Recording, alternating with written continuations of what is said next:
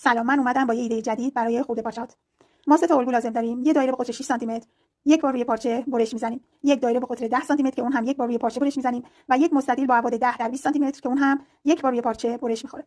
و ما برای این کار به یه دایره مقوایی نیاز داریم که باید قطر دایره مقواییمون نصف قطر دایره بزرگمون باشه. یعنی وقتی که قطر دایره بزرگ ما 10 سانتی متره، دایره مقواییمون باید قطرش 5 سانتی متر باشه. حالا میایم به فاصله نیم سانتی متر از لبه دایره بزرگ کوک میزنیم و نخ رو یکم میکشیم و دایره مقواییمون رو وسط پارچه قرار میدیم و نخ رو کامل میکشیم تا کاملا جمع بشه پارچمون و یه همچین شکلی پیدا کنه و اون رو فیکسش میکنیم و به این صورت در میاد. حالا دایره کوچیک‌ترمون رو هم به همین صورت به فاصله نیم سانتی متر از لبه کوک میزنیم. یک مقداری پنبه وسط پارچه قرار میدیم و نخ رو کامل میکشیم تا کاملا جمع بشه و حجم پیدا کنه. حالا قسمت پایینی رو یک مقداری چسب میزنیم و قسمت بالایی کلاه رو روی اون میچسبونیم. به این صورت کلاه عروسکمون رو آماده کردیم. حالا میایم مستطیلمون رو برمی‌داریم و اون رو دولا می‌کنیم به این صورت که لایه روی پارچه حدوداً 1 سانتی متر از لایه زیری کوتاه‌تر باشه. بعد اون رو دولا می‌کنیم و درز کناریمون رو می‌دوزیم. حالا به رو برمیگردونیم و به فاصله نیم سانتی متر از لبه دولای پارچه کوک می‌زنیم و نخمون رو دوباره می‌کشیم تا بالای کارمون کامل جمع بشه و به این صورت در بیاد. این قسمت پایینی و دامن عروسک ما خواهد بود. حالا یه دسته کاموا برمی‌داریم و اگر کاموامون نازکه باید تعداد لایه‌های بیشتری و اگر کلفته مثل کاموای من 3-4 لایه کافیه.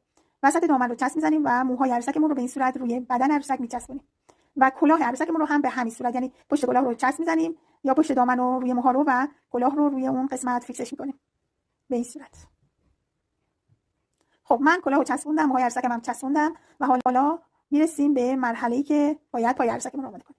یه نخ به طول 20 سانتی متر برش میزنیم و دو سرش رو یه چند بار گره میزنیم که یه حجمی پیدا بکنه که قسمت مچ پای عروسکمون رو آماده می‌کنیم. میتونیم با چسب حرارتی بهش چسب بزنیم و حجم بدیم. حالا اون نخمون رو دولا می‌کنیم و به قسمت میونی دامن عروسک مقداری چسب می‌زنیم و پاها رو در اونجا فیکس می‌کنیم. به این صورت پای عروسکمون رو روی بدنش نصب کردیم. خب من پای عروسکمو نصب کردم، دور کلاهش رو یه روغن قرمز زدم و روی اون رو یه گل برای تزیین گذاشتم. موهای عروسکم هم چون کاموای من حالت بافتش رو باز کردم و یه حالت موی فر زیبایی به عروسکم داد. حالا در قسمت پشت عروسک ما، برای اینکه این قسمت‌هایی که چسب خورده و دوخت شده مشخص نباشه، ما یه دایره روی پارچه برش می‌زنیم و یه مقدار چسب پشت کلاه و قسمت بالای دامن می‌زنیم و اون دایره رو روی این قسمت‌ها می‌چسبونیم که این کار فقط برای اینه که کار ما از پشت تمیز دیده بشه و دوختا و چسبکاری‌ها پیدا نباشه. به این صورت عروسک ما آماده میشه که میتونیم برای تزیین لباس کودک یا کیف کودک استفاده کنیم. حتی میتونیم بهش آویز جاسویچی آویز کنیم و به کیف کودک آویزون کنیم و به این صورت